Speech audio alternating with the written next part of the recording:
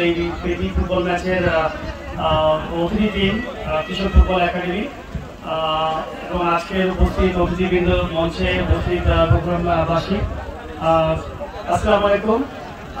আমি আসলে কথা বলে বক্তব্য বাড়াবো না। আমরা যে খেলার মাঠে খেলা দেখতে ভালো লাগে, বক্তব্য ভালো লাগে। আর সত্যি কথা, আমি যেহেতু খেলোয়াড় ছিলাম, আমার মনে হয় যে মাঠে দাঁড়ায় থাকাটা সবচেয়ে খুব কষ্টকর ব্যাপার। এই যে গেস্টের জন্য মাঠে দাঁড়ায় থাকা আমার কাছে খুব খারাপ লাগে। আমি যখন খেলতাম, কারণ আমি সত্যি খুব দুঃখিত, কারণ এটা একটা ট্রেডিশন আমাদের কাছে হয়েই আছে অনেক আগে থেকে। শুধু এতটুকু বলবো, বাবা তোমরা খেলছো, মনের আনন্দ খেলছো, এবং আমি মনে করি যে তোমাদের এই খেলা কিন্তু অনেক মানুষ এখানে বসে এই খেলা দেখবেন, এই সাইডে মাঠে চারদিকে খেলা দেখবেন। একটা শুধু অনুরোধ করবো, মানে যেহেতু আমি ফর্মাল খেলোয়াড়দেরকে অনুরোধ করবো যে তোমরা খেলার সময় খেলাটাকে এনজয় করবো, খেলাটাকে আনন্দভাবে ভোগ করবা, যে আমি কিভাবে মাঠে সুন্দর একদম একটা পারফর্ম করতে পারি, মানুষ যেন খেলাকে খুব আনন্দ ভোগ করতে পারে, মানুষ যেন ক্ল্যাপ দিতে পারে। মানুষকে আনন্দ দেওয়াটা হচ্ছে আমাদের খেলার দায়িত্ব, মারামারি নয়। তোমরা কেউ যেন যারা খেলবা এবার একটা সময় খুব ভালো বন্ধু হবা, কিন্তু খেলার মাঠে ফুটবল খেলতে যে একটা বল কারাকারি করতে যে অনেক সময় ছোট্ট একটা অ্যাক্সিডেন্ট হয়ে যায়, অনেক সম্পর্ক দূরত্ব তৈরি হয়। আমার কাছে মনে হয় যে এই দূরত্ব চেয়ে বরঞ্চ কাছে দাঁড়ানো খুব ভালো। বড় বড় ব্রেক প্লেয়ারকে দেখবো অনেক সময় যে মাঠে একটা প্লেয়ার পড়ে গেলে কোনো কারণে আমার হাত ধরে টেনে তুলে, এই যে বড় মানসিকতা, তো বড় বড় খেলোয়াড়দের বড় বড় মানসিকতা খুব ইম্পর্টেন্ট।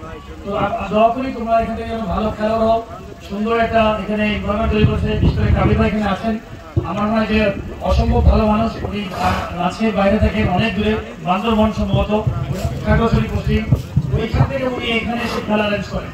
তো এটা বিশাল বড় একটা আমার কাছে মনে হয় যে বড় কাজ, সমাজের জন্য অনেক বড় কাজ। এখানে আমার সাথে চেয়ারম্যান মহোদয় আছেন। আমরা যে সকল সহযোগিতা নিয়ে এই মাঠটা আমার কাছে চমৎকার একটা মাঠ। আমার মনে হয় বাংলাদেশে প্রত্যেকটা এরকম জেলা উপজেলায় বিভিন্ন জায়গায় আমার কাছে ছোট ছোট পকেট মাঠ আছে, যে মাঠগুলোকে মানে সুন্দর করে আরো সুন্দর করা যেতে পারে। প্রচুর ধুলা দেখা যাচ্ছে, আমি হাঁটছি, আমার কাছে মনে হচ্ছে অনেক ধুলা।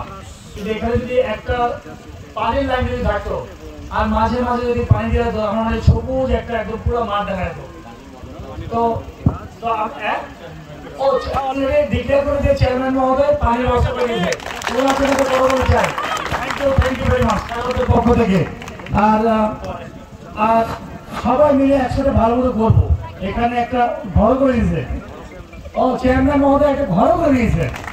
তো ইনশাল্লাহ আমার মনে হয় যে আমরা সবাই আছি, সমাজে যে যেখানে আছি, যে যেখানে অবস্থান করছি, প্রত্যেকের জায়গা থেকে যদি আমরা ভালো কিছু করতে পারি, এটা ভালো কাজ। একটা মাঠের পাশে একটা ক্লাব ঘর, সাথে মাঠের সুন্দর একটা পরিবেশ, খেলাধুলা চলবে, ছেলেমেয়ে মাদক মুক্ত থেকে একদম মাদকাসক্ত হবে না। আমি সবসময় পজিটিভ চিন্তা করি, খেলাধুলা করবে, এনজয় করলাম। এবং এখান থেকে একটা বেশ কিছু প্লেয়ার আমি দেখতে চাই যে স্বপ্ন দেখো বাংলাদেশের জন্য, যে আমি বাংলাদেশ টিমের জন্য খেলবো। এবং আমার মনে হয় যে সঙ্গে কথা বলি, অনেক অনেক খেলোয়াড় আছে, এই যে মোস্তাফিজ হয়তো কোনো একটা শহরে নেই, কোনো একটা কেউ চিনত না, ওইখান থেকে কিন্তু বাংলাদেশ টিমে ক্রিকেট খেলে। এরকম অনেক প্লেয়ার আছে। আলটিমেটলি মফস্বলে যে মানুষগুলো থাকে, মফস্বল করতে বলছি আমি মফস্বল ছেলে, রাজশাহীর ছেলে, এবং বিশেষ করে আমাদের গ্রামে যে সুবিধাটা আছে সেটা শহরে নেয়। ঢাকাতে পুকুর নেয় গোসল করার মতো, গাছ নাই গাছে ওঠার মতো, তারপরে যদি চিন্তা করো যে ওরকম ইলেকট্রিক নাই। তো মফস্বলে গ্রামের ছেলেরা জন্মগতভাবে 12-13 বছরের ছেলেরা অনেক অনেক স্ট্রেন্থ। তো তোমরা অনেক ভালো খেলবা। তো থ্যাংক ইউ ভেরি মাচ, তোমাদের জন্য সবাই দোয়া রইল। ভালো থাকবো। আসসালামু আলাইকুম। আমাকে দাওয়াত দেওয়ার জন্য থ্যাংক ইউ ভেরি মাচ। ভালো করে এনজয় করবো।